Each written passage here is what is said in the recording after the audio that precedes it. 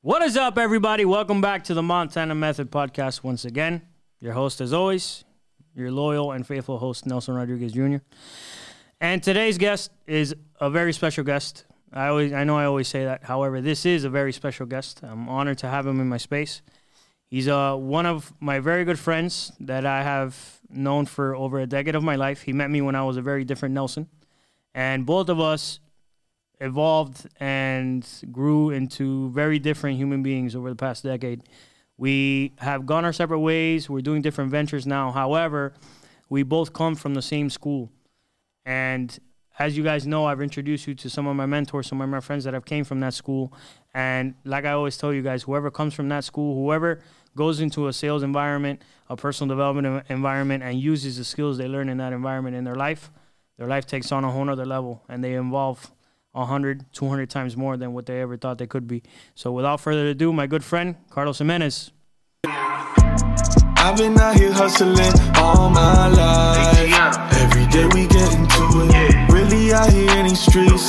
That's day and night. Like there's nothing to it. When I was going through it, dog, I never got your call. I never asked for nothing, no. But now I want it all. I promise I'ma do it. Came from rags to riches, rags to riches. Came from rags to riches, rags to riches. Came from rags. What's up, big dog? What's going on? What's going on? You hit him with the junior.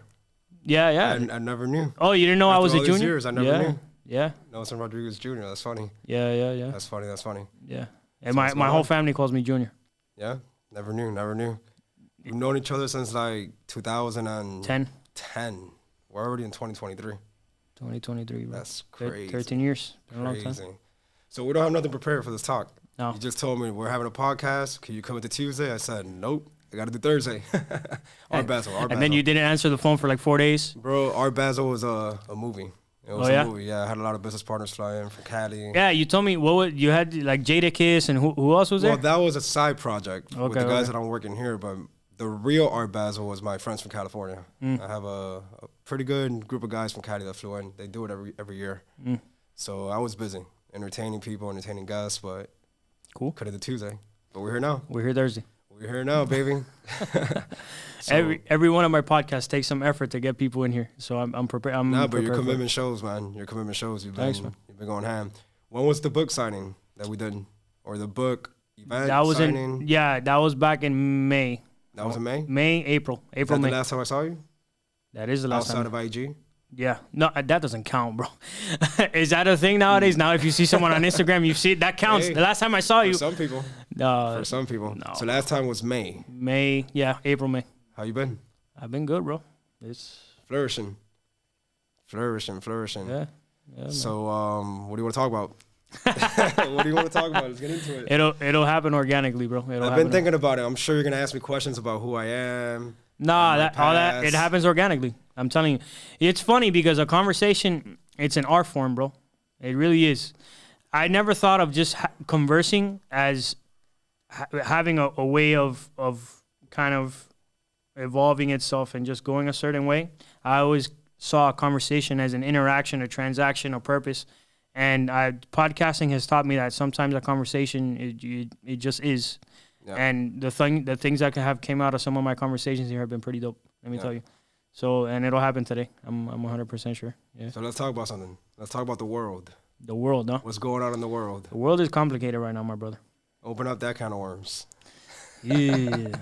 You want to demonetize me, bro? I want you to start. You know, our opinions on the world right now aren't popular. I'm passionate about it too. I never thought I was that passionate about, when you're a kid, and I'll start, right? Yeah, go for it. When you're a kid, you always hear about, what do you want for the world? Like you watch, what do you call it, the Miss Olympics or Miss Columbia, Miss America, Miss America. There you go, right? Yeah. And they always say like, I want world peace. I want world peace, and you're like, whatever, cliche, right? Right. But now I'm 33. At this age, after seeing and living, I know what it means. Like, I want world peace. Like, I actually know what that means. Yeah, bro. And it's crazy because now I know what they were talking about. It's not cliche. It's a real thing. So I became very passionate for the last 3 years now about the things going on in this world, good and bad. I have beliefs. I have theories. I have things, very heavy thoughts. And, my background, as you know, we're both Cuban. Right. But my background is I left communism. I left Cuba on a boat. Shout out to my grandfather. I was 5 years old. But we left, you know, can I curse? One of the reasons. Is that okay? Yeah, you can say whatever. Yeah. Well, we left the shithole that's called Cuba to live the American dream. So that's always been my chip on my shoulder, right? And I say that to say this, that the world has a lot of things that are very, very, very, very bad. Yeah. And, you know, just kind of want to. That's one of the reasons that you're the personification of the American dream, bro. You really are. Like, you came here on a boat. Not even. You were picked up by the Coast Guard on a boat. Came on a 30-footer, and then the Coast Guard picked us up. Right. Burned the 30-footer down. That's wild. 19 people, 30-foot boat. That's crazy, bro. Yeah, 19 people, 30-foot boat. I don't know the exact numbers, but like 36 hours in the ocean, 20-something miles. First 10 miles, you're like in the Cuban waters, so they try to shoot you down. If they catch you, you go to jail. That's crazy. And who knows what happens to you in jail, right? At least for my parents. But we got away from them, and then 20-something hours in the water, just boat broke down, and the Coast Guard picked us up. Yeah, crazy. And here you are, 30 years later. Yeah, 20-something years later. Yep, 96, yeah. 94. I don't think I ever told you, I have an uncle that died at sea. Really? Yeah, see, they don't know una balsa, and no one ever found him. Really? Him and my other uncle, they were on a raft, and a riptide came and ripped the balsa in half. And one of my uncles went down. A balsa or like a boat? No, a raft. Like a raft. It was a makeshift raft, and so the raft got cut in half by the riptide, and one of my uncles just floated away, and the other one floated the other way. And my uncle says the last thing he heard was his brother just yelling out, "Auxilio!" And he never saw him. He couldn't see him, but he could hear him yelling in the distance, and that's it. Nobody ever saw him. That's crazy. My grandfather, back in the 80s, he built a boat with his own hands. Like in the mid-80s. I trained about it. The story of your grandfather's wild, bro. I had everybody crying at that event. I remember. And that was the price of success. That was the topic. Oh, man. But anyways, he built a boat. That was crazy. That was another topic. But he built a boat with his bare hands, and then they stole the boat. And then that was like, I don't know, 85. I was born in 89. So like he was already planning on leaving like in the mid-80s. That's how bad it was. He had my mom, which was his daughter, and 3 other kids. Planning on leaving. Then eventually they all married. They had kids. Finally in 1994 is when we were able to leave Cuba in an actual boat that was actually brought from America and all that good stuff. But for 10 years, man, build a raft. A raft, right? If it was with your hands, it's a raft. Yeah, bro. It's not a boat, right? You throw an engine in there. So that's crazy. You know, another crazy thing, I travel the world a lot. And this is crazy, but I was thinking about it when we were talking. Nobody outside of Miami, and the people like in this room for sure, because they're all from Miami, but nobody outside of here even knows about those stories. Like about those stories. Yeah, man. Like I've known so many people from Seattle, Vegas, Northern Cali, like the Bay Area. Shout out the Bay Area. Got a lot of friends out there. Los Angeles, everywhere. They have no idea what Cuba is. They have no idea what happened last year in the whole Cuban people protesting. Like they're clueless, no idea, bro. They are clueless. So that's a big reason. Like this are good because they bring their awareness. That's a big reason why I started the podcast and why I'm doing it in English, because in Spanish, it'll bring value, and I'll probably start it in Spanish later. The main thing, though, like those kind of topics, the English-speaking world needs to hear, because we're used to it, right? So this is like the capital of like the anti-communism in the United States, and we live in. I've realized we live in a subculture where it's like you said, all of us are. We hear our stories, and those stories are impactful. However, everyone has that story in their family. Yep. Everyone has an uncle, their father, their grandfather. Everyone it knows about it already, and they know the situation. However, as soon as you leave Miami, it's like, your uncle, what? Yep. You did what? And people don't even believe you, because it's like these insane stories that you can't even. And if you think about it, because I've put myself in their shoes, and I've been like, man, if I told myself that story and I had no clue what Cuba was, it would sound pretty crazy too. It would be hard to believe. Yep. So that's a big reason why I started the podcast.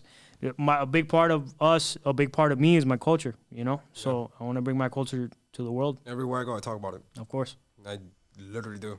I went to Colombia for the first time like a few months ago. Nice. And it's crazy because I'm right around Colombia. I want to see the temperature of what, like, you know, the politics is like in Colombia. So when you take a Uber, right? Regular Joe, regular person, you ask them to kind of feel them out, right? Yo, I probably took like 15 Ubers, maybe 10 to 20 Uber trips. Every single person had the same sentiment. Because I didn't know this till now I know, and I even forgot the name, but the new president in Colombia is also like a communist regime. Yeah. I forgot his name. Petro. Yeah, Petro. Yeah. But everybody was under the same like sentiment, like, man, we don't even know why this guy won, like it's rigged, like kind of sounded a lot like how 2020 sounded here. Yeah. And then, but they're living a lot better, but more similar to Cuba than what we live like here. Yeah. So then you start thinking of all the other countries like Colombia, Venezuela. You start thinking about even Australia. You saw what happened in Australia in with the lockdowns. The lockdowns, like, you know, like and I don't know if we're gonna cancel for saying this, but every government has like their own agenda, and it always goes back to greed, power, control, and it's usually always just a couple families, and that's crazy to me. Like, that is crazy to me. It's never gonna change. I wish there was a way to change it, but it's never gonna change. And you know what? I'll ask you, how do you think Cuba could change? What do you think could happen for the destruction? And I heard you say one time, oh, it's going to happen. It's going to happen on its own. Nothing lasts forever. You said something like that in one of your lives that you did on IG, but what literally has to happen for Cuba to change? So what I think what's going to happen in Cuba, this is just my theory. It's going to be similar to what happened in the Soviet Union. It just fell apart, bro. It couldn't sustain itself. That's a system that cannot sustain itself. The only thing that's sustaining Cuba right now is China. And eventually, China is going to do the same thing that everybody else did in Cuba, where it's like, bro, we keep paying you guys money, and you give us nothing in return, so we're going to stop paying you.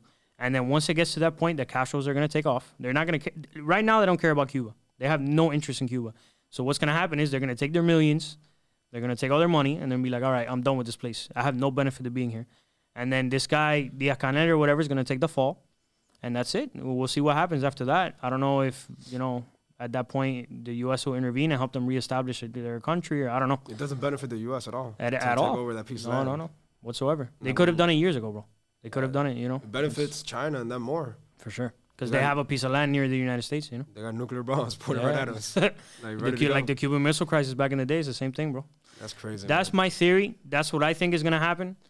As far as, and then I don't know if you know this, the reason why the left has such a heavy influence in South America is because of Castro. Castro went on a campaign when there was no TV, no commercials, no radio, no nothing. He went on a campaign all across Latin America, and he painted Cuba like the socialist paradise because nobody physically saw Cuba, what it was like, right? So he painted this picture in South America, and that's just a South American thing. Like, everybody's super swings that way, you know what I mean? Look at Chile, look at Venezuela, look at what happened in Colombia, look at Brazil. Brazil is protesting about the same thing.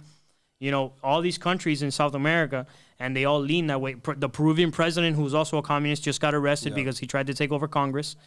And in a way, he was responsible for painting that propaganda throughout that entire continent. He brainwashed all of them. And what's funny is now you're seeing somewhat of a shift in the other way because people are starting to see, like, all right, this isn't a benefit to anyone. This ideology is just destroying people, and it really just benefits whoever's in control, you know? So, but how do you change that? Like Cuba, for example, I can only speak for Cuba. Like, in the schools, like 6-year-olds, 7-year-olds, 8-year-olds. You know how here, like, when you go to school, it's the Pledge of Allegiance every morning? They pledge to Che Guevara. In Cuba, what is it? Pionero por el comunismo. So they're already brainwashing you to believe that what they have is like normal. So then you're 11, you're 12, you're 13, and you're already brought into the system of, like, instead of the Pledge of Allegiance for the flag, it's a Pledge of Allegiance for communism, right? What they call it over there. And it's crazy because then now you're fighting, you're installing, you're indoctrinizing, right? Indoctrinating. Yeah, that's the word. People from an early age. So they don't believe in it, and they think everything's America's fault. They control the media, they control the music, they control everything. So, like, now you're fighting a bunch of people that, honestly, they're just hungry at the end of the day. Like, all these protests happen, but after 7 days, like, they had to go get food. So now you're protesting with a hungry stomach. Like, it's never going to change internally. It's got to be an outside motive, like kind of like what you said. Another country has to come in and invade. I don't know. I'm very passionate about it. We could switch gears if you want. Nah, I'll talk. It's crazy, man. You know me, bro. I could talk. And they got no guns, bro. I really want to just get all the boats over here. How many? If we were allowed to get on the boats here and go 90 miles, how many actual Cuban Americans here would have went and just put guns in that country? For sure. Give me a number. 50,000, 100,000. I mean, how many Cubans are in Miami? Like 2-3 million. Something like that. I think half of us would have went over there. So you would have had 1.5 million Cubans, 3 guns? Which is, by the way, you know how much larger that is than the Cuban army? Like, I don't know. That's what I'm asking. The Cuban army is very small, so bro. we go with 4 million arms. We have 1 million Cuban Americans. That would have been crazy. Bro, that would have been a crazy fight, but we probably would have won. Yeah. That's some movie shit. That is some movie shit. That would have been dope. I might write a script about that one day. They should make a movie about this. I'll probably make a movie about this one day. the fictional version of what would have happened on July 11th had this happened. I'm thinking about it. That would have been wild, bro. That's pretty dope. I haven't gotten that far. Yeah. Yeah. So that's pretty dope. That's how. By the way, that's how all of this started. You know, you saw my video that went viral, right? That got those crazy views. That's how all of this started. Yeah. That's how all of this started. And it was just me ranting, bro. It wasn't. I didn't want to go viral. I didn't think anybody was gonna see that movie, or that reel.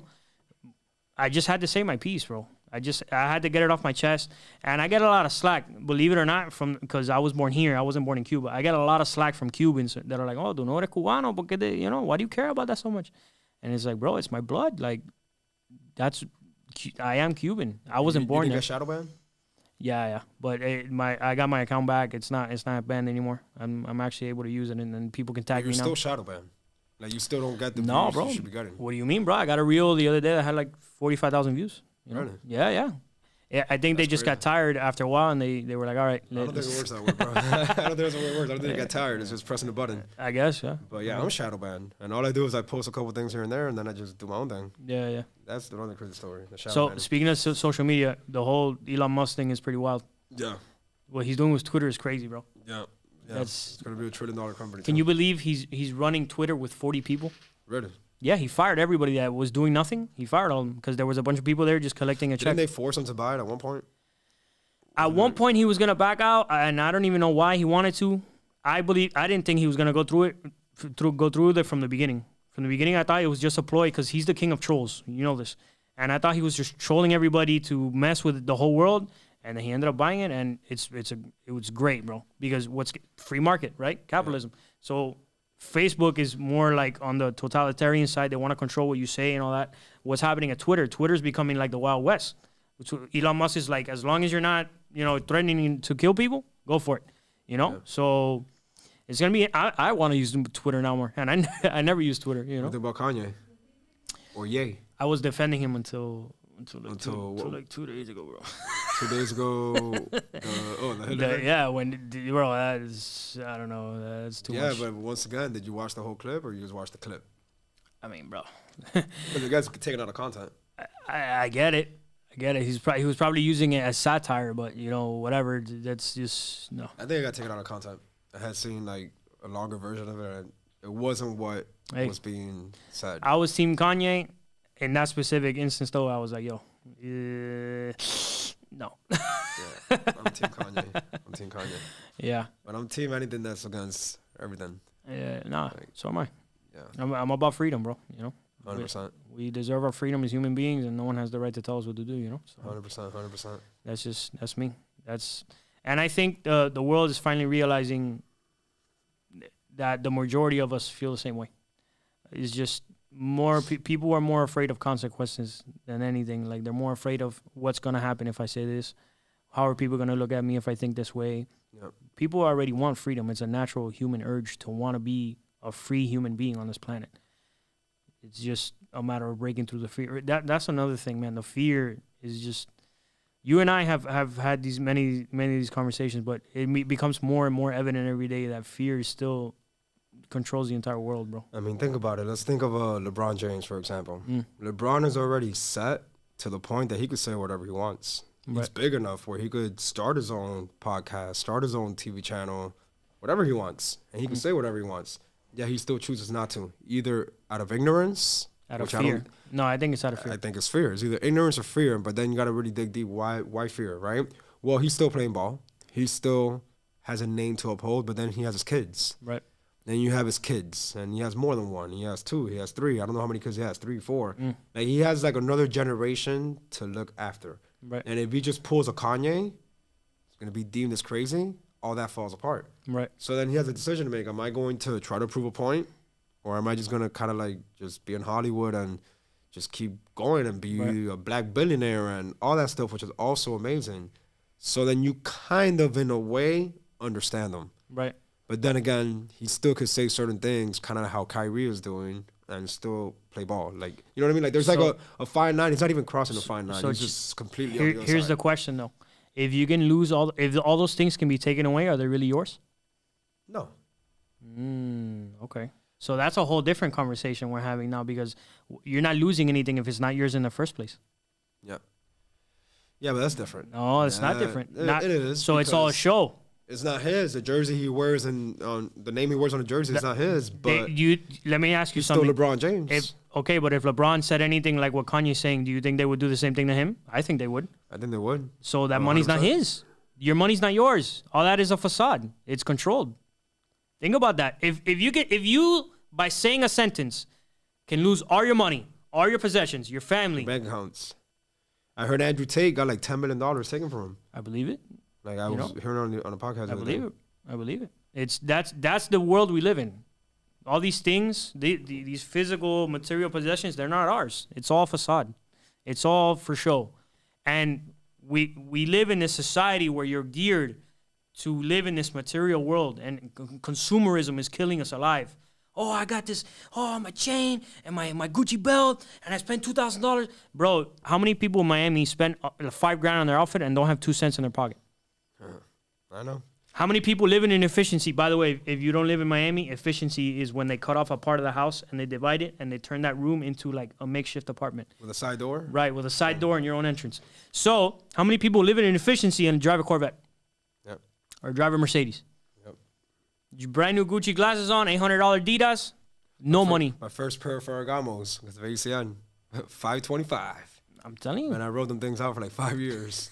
Like $500 for this pair of shoes. Like 19 years old. And it's all... But I was brainwashed because they were not special. Those shoes were just Ferragamo, but they were not special. Right. But I got them because I had to. Right? Like I said, just the other, like 3 months ago in July here at the DoubleTree, I did a big event with like 700 people, entrepreneurs, leadership event, trading, financial planning, all that stuff. And I will do it anyways. But I felt the pressure. I felt the need to have to go buy a Ted Baker suit. I spent $800 on a Ted Baker suit that honestly didn't look better than my Zara suits. Now, I wouldn't wear Zara to the crowd that I was in because it's a different crowd, but my Zara suits look way better than the Ted Baker suit that I spent $800 for. You know, but I did it because, you know, you got to keep up with the, how do you say it, with the how do you say keeping up with the Joneses, yeah. Joneses, right? Yeah. Yeah, so it is what it is, man. It's the world that we live in. And that's what I'm saying. We're geared, and then we're not even conscious of it. Social media and all these things gear us to idolize certain people. Kim Kardashian and all these people that promote all these brands. And it's... I work really hard to make all this money to buy shit that I don't need, to impress people that I don't fucking like, to live a life that I'm not even happy about. And people are doing this so unconsciously that it's to the point where I see the whole thing is so fake. Just how society is set up is so fake to the molecular level. There's nothing real about it. Yep. Nothing. I can't point out one thing that's society says is good. I can't. What's astonishing to me is, and you understand what I'm talking about, I only feel comfortable when I'm walking in the opposite direction of everybody else. Yep. Because everybody's a zombie. Everybody just follows what everybody else is doing. And, if no one's talking negative about me, I'll be okay as long as so I don't get my feelings hurt. And it's like, no, man, if you're getting your feelings hurt and people talking bad on you, you're probably doing the right thing, because most people, they're losers. I mean, that's the school we come from. That is the school we come from. Getting told no a million times before you get a yes, you know? Yeah. You know, it's one of the lessons that I've learned in my life, with the many lessons. One of them is, because you spend your entire life, especially like, I mean, I went to middle school in Palm Springs Middle in Hialeah. I went to high school in Miami Lakes Tech. Shout out to Hialeah. Hialeah, all day. La Grande, I did all that, right? Ben Shepherd Elementary, Hialeah High, played ball for them for a year. Hialeah Miami Lakes, Miami Springs, all that. One of the things that happens, and it happens to everybody, it's not a Hialeah thing, but it happens to everybody, is that you're always worried about what other people are thinking about you. Always. What are they thinking about me? And every decision you make is kind of like feeding your ego. Like, what is that person thinking about me? What is that person? How is that going to look to that person? How is that going to look to the general public? I got to get a Ted Baker suit so I can look fresh. Like, at the end of the day, nobody cares about you. Like, at the end of the day, nobody goes to sleep thinking about you. Nobody goes to sleep thinking about the shoes that you wore. Nobody goes to sleep thinking about the way you said, what you said, how you stuttered, how you mixed your word. It happens. It's a moment, but nobody, not even your best friend, not even one of my best friends is Oscar. Not even Oscar goes to sleep thinking about Carlos. He has his own kids. He has his own business, his own wife, his own parents. Like, He has his own problems. Yeah, we spend our entire lives worried about what somebody else is thinking, to the point that we get stuck in a warp. And I say from experience, I'm grown enough now to never let that happen to me again. But you get stuck in a warp where you just start making decisions based on that story that you're making in your head. Because at the end of the day, those people don't care about you. They might care about you, but they don't care about you. And it's crazy because it took me 10, 15 years to learn that. And if I would have known that to the way that I know it now, with the passion that I know it now, the conviction that I have about it now, I would have done a lot of things differently 10 years ago. I would have done a lot of business moves when I was making my 40 grand a month at the age of 23, pulling up in the R8. When I was doing those things and I had a mentor at the time that we weren't seeing eye to eye, I probably would have handled things differently to a certain extent, that maybe the exit strategy, because by the way, every business that anybody ever owns, the only reason you start a company is to sell it. There's no such thing as I'm going to have this company forever. Not even Elon Musk. Right. You do SpaceX to eventually sell it. So I was so naive when I was making my millions, where I thought I was going to be the next senior vice president. I was going to be there till the end of time and generational wealth. And you go, well, BS, bro. You have to have an exit strategy, right? I said that to say this, it's down topic. If I would have known what I know now about nobody cares about what you are, who you are, or how you go about it, I would have done things differently, where maybe today I'll be way better off financially, business-wise, if I would have had that mindset. Right. Unfortunately, nobody taught me. I had no mentors that taught me those things. You know what that's called? Wisdom. Wisdom. Wisdom only comes with experience, brother. Experience. Yeah. And through failures. And through taking big L's, which both of you, well, both of us have taken huge, massive L's, the size of this building. Yeah. However, if it wasn't for the amount of pain that you went through. How big is this building? It's like 17 or 18 stories. Pretty big. Big ass building. Yeah. So I wouldn't take back the L's for anything, because at the end of the day, those losses, those massive losses that really hurt, are the reason you and I are as wise as we are. Yeah. And you can't have the good without the bad, bro. No, 100%, bro. It's so cliche, right? Like, oh, yeah, your experience. Bro, it's everything. I did this business, the one that I was telling you about. All of 2022, I dedicated myself to a company, right? And I was like pretty much the VP. All right, should I get closer? Yeah. I was pretty much the VP of the company, especially the Latin community, because I have a story to tell. Cubano, Parcero, the American dream, right? So I was on the verge of like literally like breaking barriers that nobody has broken. The only people that have broken, I can name them in one hand, and you probably know their names, like an Alex Morton, those kind of people, right? And I was on the verge, literally, like no exaggeration. I was on the verge to breaking those barriers, right? Anyways, the point of what I'm trying to say is, when I got involved with the group of people that I was working with, we went from maybe 50 to 3,000 in a matter of 4 months. Now, I say all that to say this is still on topic, right? My experience showed so heavy in that growth, where I didn't even believe, like I didn't believe that it was there. Like, I knew what I had, but I was tugging it away, right? But it had to come out, because once you're in action, you're in it. Once the lights are on, game's on, right? And bro, my experience, my 14 years of experience, all the failures, all the bullshit, all the meetings with the fucking asshole, with the rich guy, the guy that overlooked you, the guy that doubted you, like all those people that crossed you, all of that. The Miami blood, because we're also from Miami. I've dealt with some rats, like ratones, like rats in Miami. I could throw names out if I want to. Man, I've dealt with some rats, some people that are like, yo, you're fake. Like, your wife doesn't know that's who you are. Like, your wife thinks you're one thing that you're not. She thinks that you're where you're on IG, but in real life, that's not who you are. And you're a rat. And then that person crossed me. That will never happen to me again. Well, anyways, that experience in this business, 3,000 people later, showed, bro. It shows so heavy, where today I know how valuable I am. No matter what, because the experience was there. And it's an experience that, you know, and not to be cocky or nothing, but we're talking, right, as if there's no cameras here. Our first business venture, we put in 30,000 agents, distributors, right? How many hit regional vice president in South Florida? 4. And I was one of them. So there was 4 out of 30,000. That counts for something. For sure. So I tucked that away for so many years. And this year, 2022, reminded me, like, damn, Carlos, like, your experience is valuable, because you're seeing shit that this person cannot see until they're 10 years in. Granted, today's a different world. Social media, like the world is totally different than what, but All the more reason, though, they can't go through the experiences you had. Correct. They don't exist anymore. Correct. It's more fake today. See, like what I had to go through was belly to belly. What I had to go through was like in your face. Yep. Pulling up to a house, the lights are on. You knock on the door, the lights go off. That kind of stuff, right? Yeah. They don't do that anymore. Like now it's like a different world, right? Yeah. Nevertheless, and I'm not being cocky. I'm just it's a good lesson, bro. I was doing calls, man, and I'm here on Zooms, and I'm like, wow, like I could see what they cannot see. And as much as I try to tell them this is what it is, they'll never get it. They just can't. You have they to don't go through have those the 10 years. 2008, 2009, 2010, 2011. Yep. Shout out James Adlam, Aaron Burt. Like they don't have that school. George Zalicki. Like they don't have that stuff.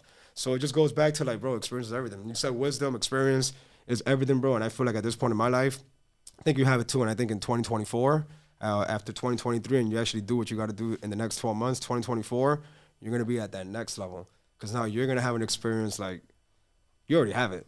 But if you keep on the track that you're going, bro, your experience is gonna be next level. I have a plan in place, bro, and I already feel it. You know, so I feel something similar because, you know, we've read tons of books, right? We've read tons of books. We've been to millions of seminars. We've had a bunch of different mentors. I wrote a book. I'm an author. Like for me to write a book and actually have the wisdom and the knowledge of my life, of what I've been through in these pages, I'm on a different level, mentally and spiritually, 110%. Because this showed me, I had an idea of where I was at from an evolution level, like how far I've come. Until I finished this book and I had it in my hands, I didn't realize how far I'd come. Because the only people, I mean, me personally, I can't think of a successful person that I look up to that hasn't written a book. I mean, name them. You know, I'm a big fan of Patrick Bet-David. He's written 3 books. Darren Hardy. I mean, you name it. Any successful rapper. Even your favorite athlete. Yeah. Eventually they have a book that they... You know, Kobe. I love the Mamba mentality, right? So it's crazy that now I'm an author. I'm in that category. And that has taken my life from here, like my perspective of myself, because I was always a humble guy and I didn't really say. Now, forget all that, bro. I know who I am. I'm confident. You want to call me cocky? That's fine. I know who I am and I know what I'm capable of, and I see the plan I'm drawing out for the next 24 months, and I can tell you right now, I know where I want to be, and I know I'm capable of doing it. Sometimes humility is important when you're trying to learn. When you have a mentor and you're trying to receive information, humility is important. However, humility, if people's idea of humility is just staying quiet and being modest, there's nothing wrong with that. However, there's nothing wrong with, I know who I am. I'm going to be a millionaire in the next 3 years. I'm going to own this. I'm going to live here. And saying these things out loud and believing them and knowing, because you know you can do them, there's nothing wrong with that. Nothing wrong with that at all. So knowing that you have that power, right? Yeah. Knowing that I have the power that I have, because we have some type of power, right? What's the meaning of life? Because some people will hear, I'm going to be a millionaire in 3 years. I'm going to own this. And they're going to be like, oh, yeah, but money's not everything. Some people will say that, right? And they're right. Money is not everything. You just said money's, even LeBron James doesn't own what he owns, Correct. right? So anyways, what is the meaning of life? To grow. What is the real meaning of life? Evolution, brother. In what sense? To grow as a person, man. To get better. So you go through these things not to accomplish them. You go through these things because on the other side of these things, there's going to be a different person. You're going to evolve. You're going to be a different species.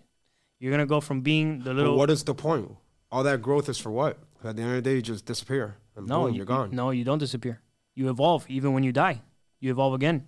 You become a different being. Yeah, but are you just impacting your immediate family, or are you impacting the world? Is it even important to impact the world? You're impacting the universe, bro. There's people like Gandhi that impacted the world forever. But then there's people like, even my grandfather, when he does pass away, he's still alive, 92 years old, amazing. He impacted his immediate family. He didn't impact the world. No, bro. He impacted You're wrong. his family. You're wrong. Maybe somebody comes out of that and impacts the world. He brought you here. How many people have you impacted in the last 10 years? Your grandfather's the reason you're here, brother. You're looking at it from the wrong perspective. That's why I'm asking. I'm unpacking it. I'm not looking at it. I'm unpacking it. Yeah. So then just grow. But where does that take you? That takes you to putting a dent in the universe, my brother. It's not about you and me. We're all connected, man. This whole thing, whatever you want to call it, I don't know if we're living in a simulation. I don't know if this is real life. Whatever you want to call it. All of this is connected. All of it. It's all energy. And when you put out that vibration and you evolve, the more you evolve, the more connected you are, the more people are affected by you in a positive way, the more the universe reacts to you. And when you become, instead of becoming a victim of the world around you, you become a master of it.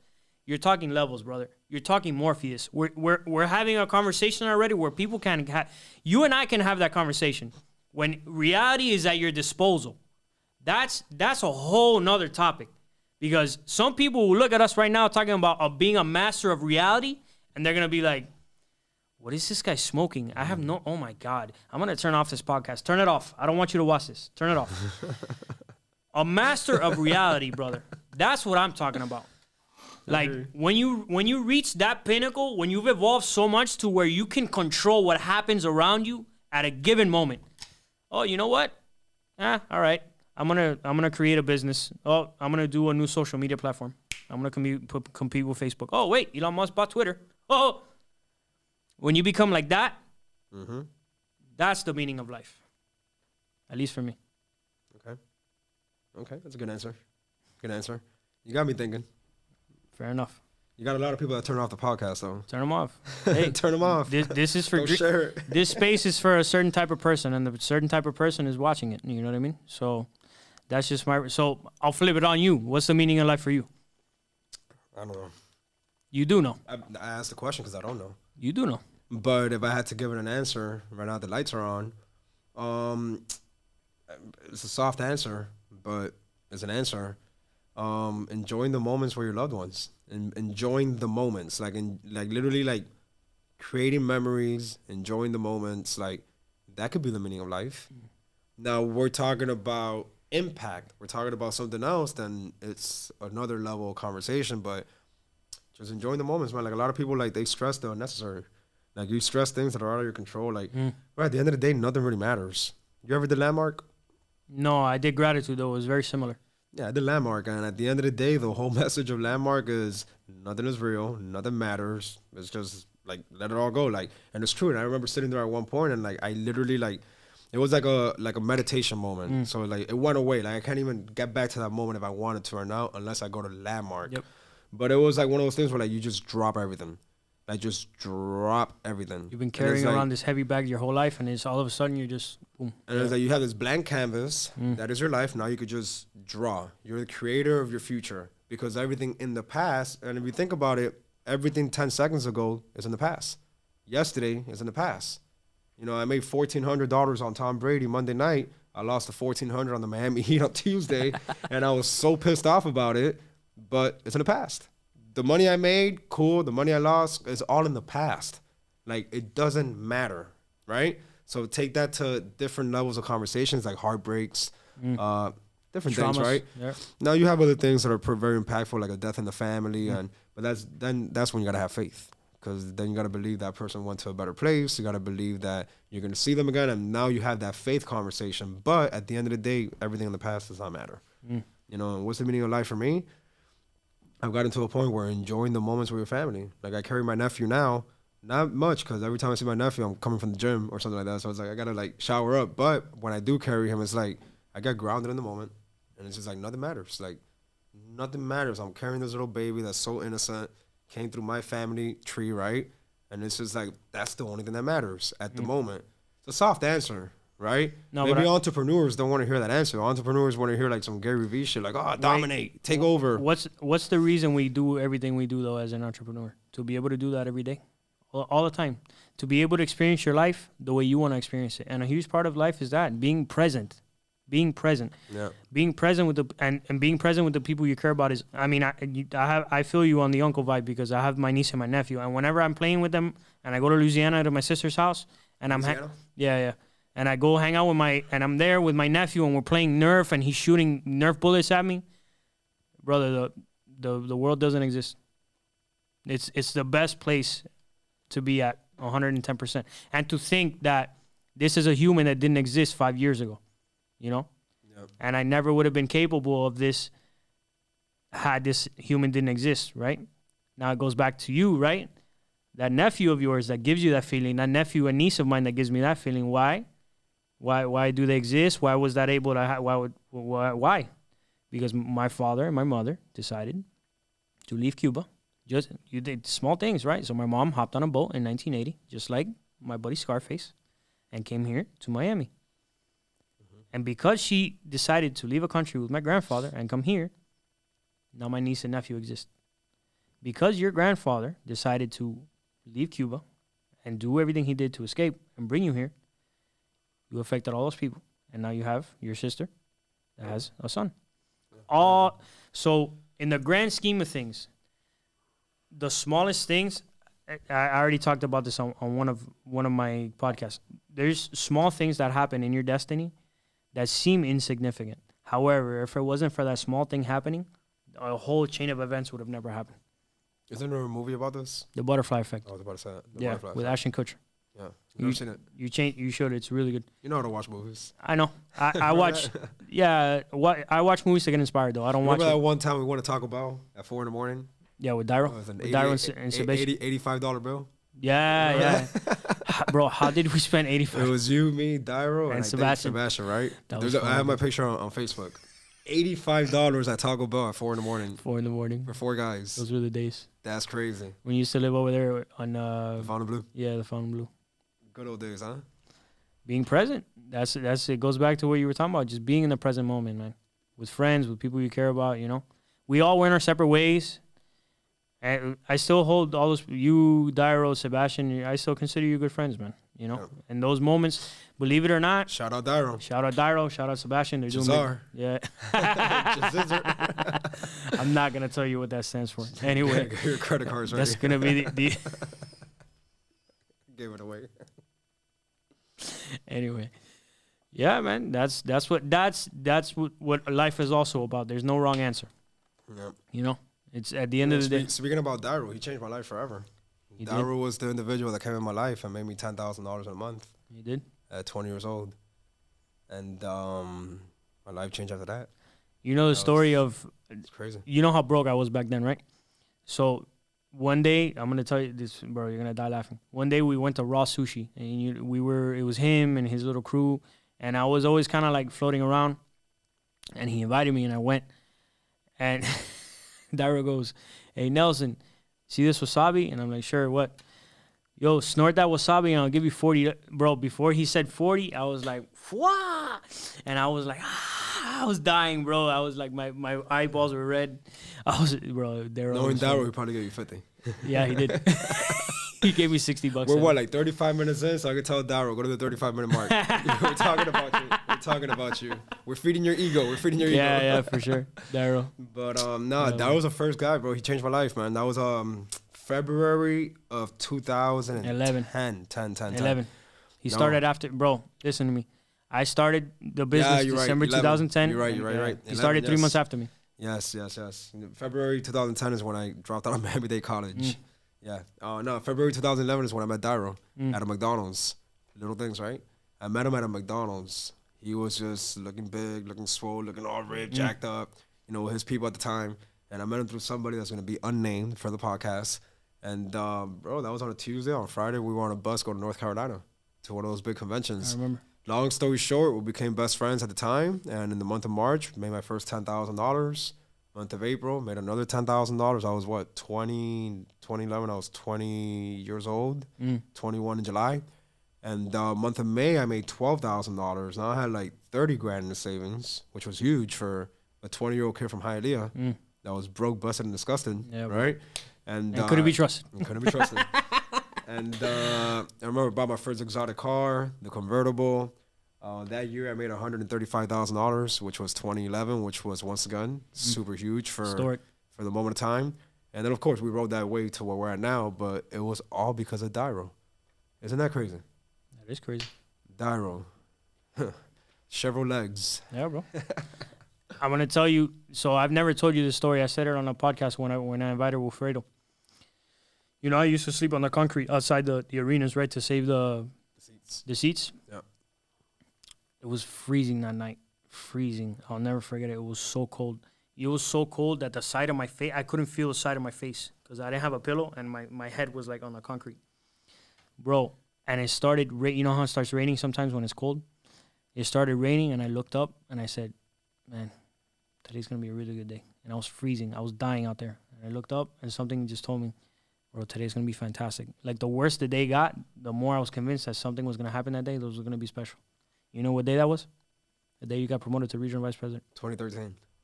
Yeah, February. Special day, bro. I'll never forget it. That day, I didn't sleep. That day it snowed. Yeah, it did. That day it snowed. You saw snow for the first time, right? When you walked out of the stadium that day? So the way it happened is, bro, I was so nervous. Like, nobody knew this, but once again, bought a nice suit, Hugo Boss. I remember the shirt alone was $500, the black and red, got the red tie, got the pin. Remember, I flew my parents in, which I'll give you the story on how my whole parents thing happened. But at that moment, the promotion was, I don't know, like 3 p.m., let's say. Like around 12 o'clock. Bro, I was so nervous. I had to, remember in Charlotte, you had the downtown area where we used to go bowling and the wings and all that. And there was a CVS or a Walgreens. I walked to that CVS. I started writing down my speech. Like, a little sheet of paper, writing down my speech. And I take 2 5-hour energies. Not 1, but 2 to the face. So now I got the jitters. Now I'm nervous as shit. Like, crazy, bro. But in that, lucky for me, I was the last promotion because I don't know why. It was great that I was the last one. Right. There was 5 before me. Carl was the first one. So we did the whole parade with Carl. I was able to see my boy get promoted. I was able to kind of like already see it happen before it happened. Right. So when it was my turn, I was nervous as shit. But, you know, I kind of was already a little warmed up. Anyways, it was super cold. It was like a rainy day. Do all that. I go to the CVS. When we come out of the promotion, after all the autographs and all the pictures, like literally, right? Like that's the way it was. Snow. I'm like, oh shit. First time my dad sees snow. My mom saw snow. I saw snow. And it was like literally like, kind of like we electrified the crowd. We electrified the city. That's what it felt like. And it was snowing for the first time. And I have a picture of it. I have the picture of the snow and everything. And it's pretty amazing, right? It's pretty cool. Look, back to, let's talk business, right? Back to like literally making a decision, right? So that was February of 2013. It's crazy. I haven't talked about this in years. So this, like, we're opening this up, right? I hit RVP, which for the people that don't know, regional vice president, 30,000 people, only 4 hit it. You got a promotion in a stadium where the Charlotte Bobcats play. Today is what the Hornets. The Hornets, right? Like, you got promoted. Like, it's a big deal, right? You're making, like, a lot of money, right? And you're impacting a lot of people. February of 2013 is my promotion, right? And this is on YouTube. We have a video of this. December 2012, we had a convention in California. I'll let you say San Jose, San Diego. It's one of those sands, right? At that convention, forgot who was speaking, forgot what mentor, whatever, right? But it was something in the ballpark of make a decision. Make a decision that you're going to do what you're going to do, because once you decided, then it's done, right? Then it was one of those things where I was like, you know what? Fuck that. Like, I'm getting regional vice president done. Mind you, at the time, there was only 1 in Florida. There was probably like 30 in the whole company that were like active. Like, it was crazy. It was like something that nobody even thought it was possible. I went on Facebook and I put, I'm hitting regional vice president by next convention. Not only am I hitting regional vice president by next convention, but I'm buying my parents' flights. And I bought my mom's flight. I bought my dad's flight. It was in December. I bought my mom's flight. I remember in California. I bought my dad's flight. I got the registration. I spent over $1,000 easily on just like flights and registrations because I knew for a fact I was going to be regional vice president. I was 600 points away. For the people that don't know, put it into context, 600 points is what took me the first 2 years to do. So it took me 2.5 years to put 600 points in this business. I told myself I'm going to do it from December to February because I'm going to get it done. North Carolina, if not, I got to wait till September to the next North. I'm like, no, I got to get it done by February. Not only did I make a decision, but so did Carl, my business partner. We both made a decision. I don't think he went all out, like putting it on Facebook and buying flights and all that, but I did. And because I made that commitment, when I got back to Miami, boy, I worked my ass off. At the Starbucks in Hialeah, remember, I got the handcuffs put on me. I got thrown in the cop car because we had like 40 people at Starbucks and we weren't buying nothing. Remember all that? Like, we got like banned from Starbucks, but worked my butt off to get it done because I made a decision. I made a declaration. I told the world I was going to get it done. That's crazy. And that's literally like more than half of the battle. More than half of the battle is your confidence, your belief in you, all the cliche stuff, right? But it's deciding before it's there. Like, you thought about this podcast, you envisioned having me on this podcast way before you probably even started the podcast. They were one of the first people I thought of. There's so many business plans that I have right now in my head that I haven't even told the world, but you better believe I have a notebook in the car. I have a notebook in my desk. Like I have a notebook where I'm writing it out. I'm revising my business plans. I talk to certain mentors of mine because I have mentors in my life where I open up and, you know, we piggyback off each other. It's already there. Things that I'm deciding today what I'm going to be doing in 2025. And why am I ranting on this? I don't know. But I don't know. Take it away. It has to do. Take it back on it. No, it has to do back to what I said, right? About confidence and believing in yourself. Like I said, it comes down to you got to believe in it before anybody else will ever believe in it. If you don't believe in yourself, you're never going to get anything done. Yep. It goes back to did we always tell ourselves? If you tell yourself you can do it, you're right. If you tell yourself you can't do it, you're right. Like, being a master of reality, brother. That's the meaning of life, and that's what the potential that lies within all of us. It just starts with that belief. You have to believe, and if you believe, you'll achieve. It's that simple. It's written in the Bible, brother. You know. Isn't that on How to Think and Grow Rich? It's in every No, it's How to Think. No, it's Think and Grow Rich. The Law of Success in 16 Lessons. The Magic of Thinking Big. The Power of Positive Thinking. All these books that we've read. They all say the same thing, brother. Believe, and it'll happen. Believe and work for it, and it'll happen. Believe and work for it, and it'll happen. What's the issue nowadays? No one believes, and no one works for it. And we're so consumed. I'm sure if we check our time, if you check the time on your phone, it's probably 14 hours a day, 10 hours a day. We're so consumed by the bullshit. Well, you should really be consumed then. This right here. Yeah, bro. And putting things into action. What are you putting in there? Because what you put in is what you get out. Yep. 110%, man. And I know we're both big rap fans, and you have a Lil Wayne t-shirt on and everything, and Lil Wayne is a GOAT for sure. I can't argue it. However, at this point, I don't even listen to music in my car, dog. Yeah. Some people think I'm crazy. My car, if I'm not listening to a podcast or I'm listening to maybe an artist like my good friend Richie Rich, which I think you've met him. Yeah. I don't listen to music because a lot of rap is talking about shooting guns and smoking and doing drugs. My boy sent me his playlist for 2022, so I already cut you off. Yeah, and he sent me his top 100 songs. My boy, he's never going to see this podcast. My boy's in his 30s. His top one, I can show it to you. His top 100 songs, I've only listened to 2 of them. He's like, I use Spotify more than I use Apple. I'm like, bro, I don't search. Like, I don't let them tell me what to listen to. Like, I search for what I want to like listen to. Right. I said that to say this, like he's like consumed in the warp of whatever the propaganda is, which is the shooting and this and you're this and I'm not gonna say it, but you know what I mean, right? I choose to listen to different kind of music, right? Right. And I have a variety of everything, but yeah, I'll listen to. But there's no difference in the movie Scarface, right? Like there's like a lot of violence, a lot of crazy shit that happens in that movie, but there's a reason why it inspires you to the point that you're here, right? And that's what music does for me. No, but it does the same for me, of course. 21 Savage and Lil Baby and all that garbage, bro. There's certain songs that are like, I give it to them because they're out there and they're doing their thing and you're living a dream. You know what you're saying in your songs is not productive for society. You know what you're saying in your songs isn't positive. It's just not. Poppin', Live on Sunday. I saw Lil Baby live on Sunday. Yeah, it's poppin' that live. That's just money. You know who's someone I'm really disappointed in is Drake, bro. Why? Because he had albums that were arguably some of the best albums in hip hop history. Nothing was the same for me, in my opinion, was his best album. Because now he's on the same wavelength as the 21 Savage of the world, bro, who's calling Nas irrelevant, who founded hip hop. Yeah, how are you gonna call Nas irrelevant? But then he dropped a song with Nas 5 days later. I think that was like a clouding, like marketing thing. No, you're right. Have you listened to the new Drake and 21 album?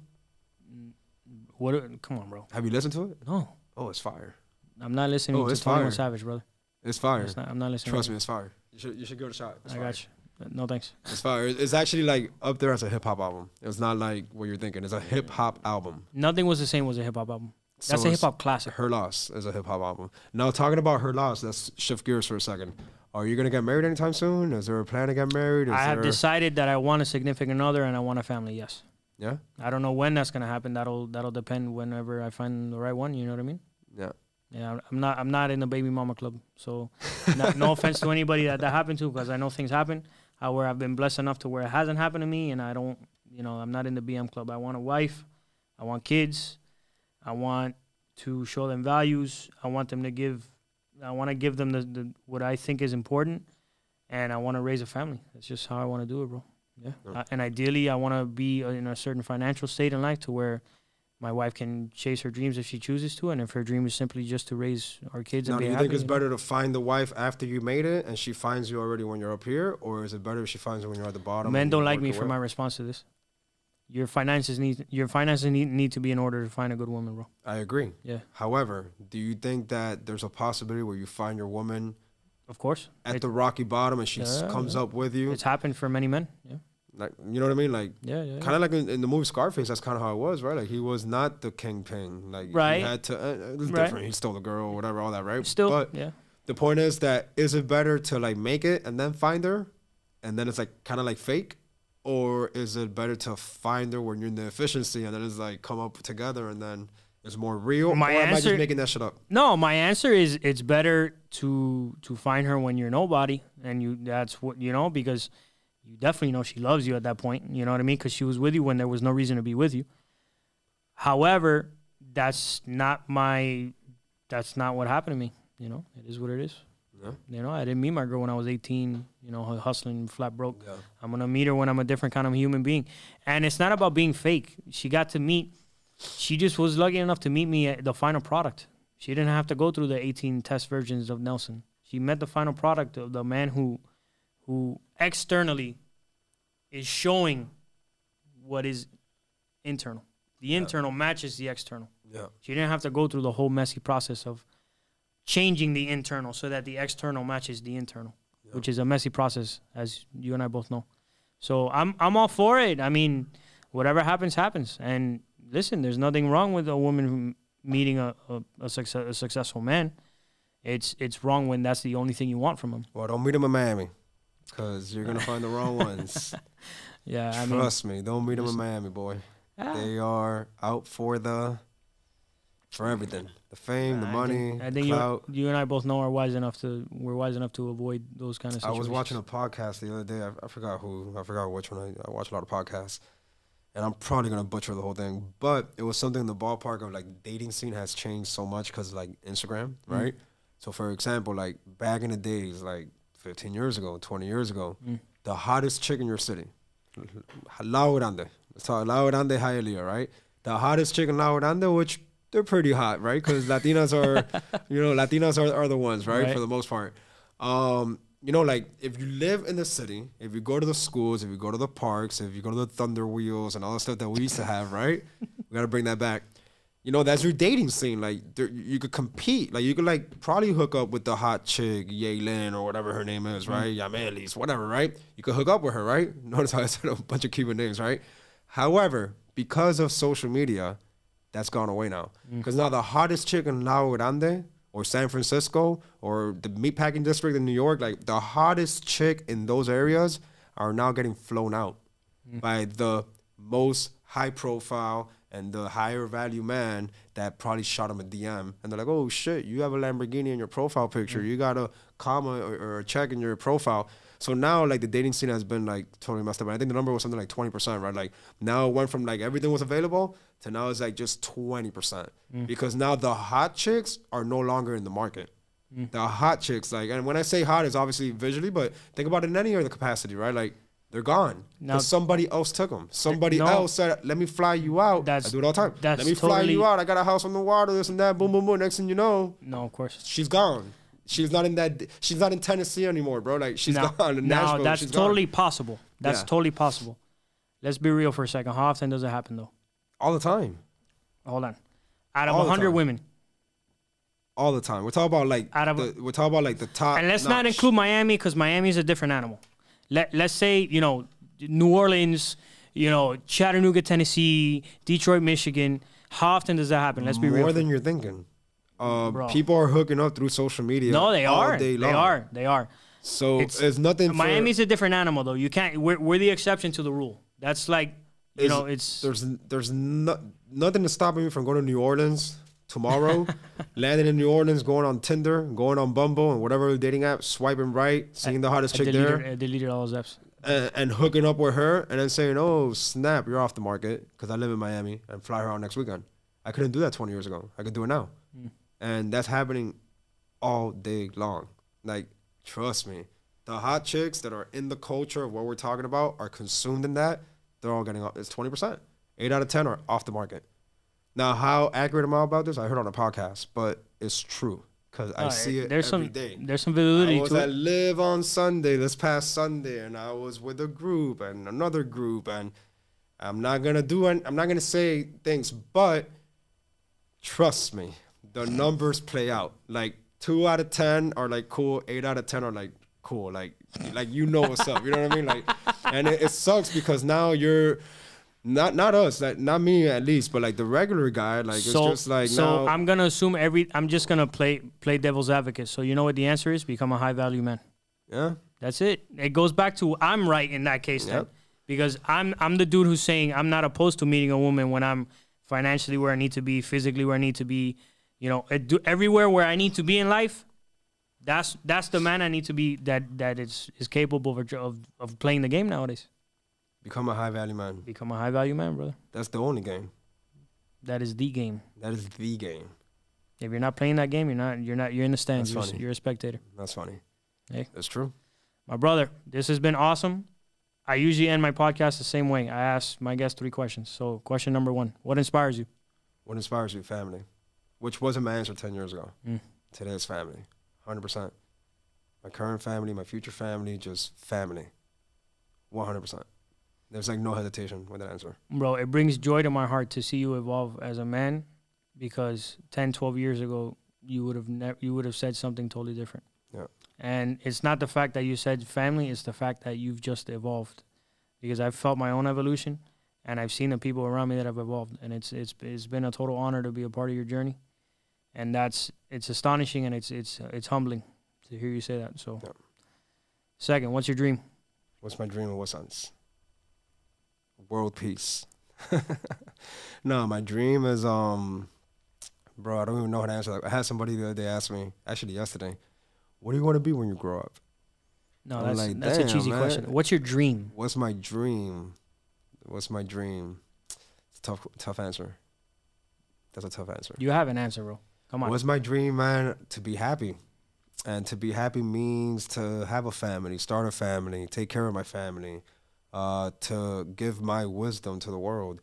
You know, it's something and now since we're talking about me, right? I'm very significant driven. I'm very, no matter how bad I want to tuck it away, no matter how bad I'm like, it doesn't matter. Like, I'm significant driven. Yeah, and a big part of my significance is not being Mr. Important, but impacting people. And if it means that I have to be Mr. Important to have the eyes on, whatever, right? Like, that is like something that really pushes me. So what is my dream? To give my wisdom to the world, to impact people in however I could, right? I also want to write a book. I'll probably talk to you about it because I have things that I want to write about. I have things that I feel that I know. I don't like the word feel, that I know the world needs to hear from my end. If I'm not going to do it on a platform in business, in a platform where I'm impacting millions of people, or in a podcast, I got to do it through a book, right? So I don't know too much of the answer of what you're asking, but somewhere in that ballpark. My answer is buy a Bugatti and smoke weed. Like, that's not my answer. Bugatti and, I don't know, fucking Netflix and chill. No, my answer is like family. Build a family. Give my wisdom to the world. Impact the world. World peace. I don't know how, but world peace would be at least Cuba. At least let's take care of Cuba, right? At least let's do something down there to I don't know, let's bring Bitcoin into Cuba. Let's change the whole monetary system in Cuba. Let's figure some shit out. Start at home and then we'll figure it out. Let's do something in Cuba. That would be amazing. Last question. What's next for you? What's next for me? 2023. What's next for me? What's current for me? I've eliminated all the shitty people in my life. I've eliminated all the fake people in my life, which I have a pretty good radar. I've eliminated all the bullshit. And right now I'm just like in one. I get partnerships in business. I got partnerships in life all day long. I'm turning things down constantly because I know that the next thing for me is going to fall right where it needs to be. And you're going to feel it, you're going to know it, and you're going to execute. Right? So right now I'm a serial entrepreneur. Right now I have my hands in different pockets. I have the real estate pocket. I have the Forex pocket. I have the crypto pocket. I have the Web3 pocket. I have the direct sales pocket. I do some consulting for different adjusting companies. And I have different pockets where I put my wisdom in those pockets. However, I don't have full ownership or full identity or full branding in any of these pockets. It's just like one big, like, this is me and this is what I could do, and it's done very well. However, what's next for me, I want to have full ownership with the right partnerships, with full ownership of my next move. And I know what that looks like. I just haven't fully seen it yet. But what I do know for a fact is that it's not going to be forced. It's going to fall right where it needs to be, when it needs to be, and when it happens, it's time to execute. And that's key, because 5 years ago, 2 years ago, I was ran by money. You forget falling into place. You give me a $30,000 check, I'm there. You tell me you're going to promise me XYZ, X amount of shares, I'm there. Today, you could promise me a $100,000 check. I'm going to entertain it, but I have different things I need to check off, right? And if they don't check off, I'm walking away, because I already know what I'm about. I already know what my values are. I already know what I could do, what I could bring to the world, and what I bring to different companies and different pockets. So what's next for me? 2023. Next podcast, find out. We'll do this again. All right. My brother, thank you for coming. I appreciate you. So how can people connect with you? Instagram, RVP_C Jimenez. Jimenez with a J, Jimenez. So RVP_C Jimenez. And that's it for now. You know, I'm going to be doing a lot more things in the communication space very soon.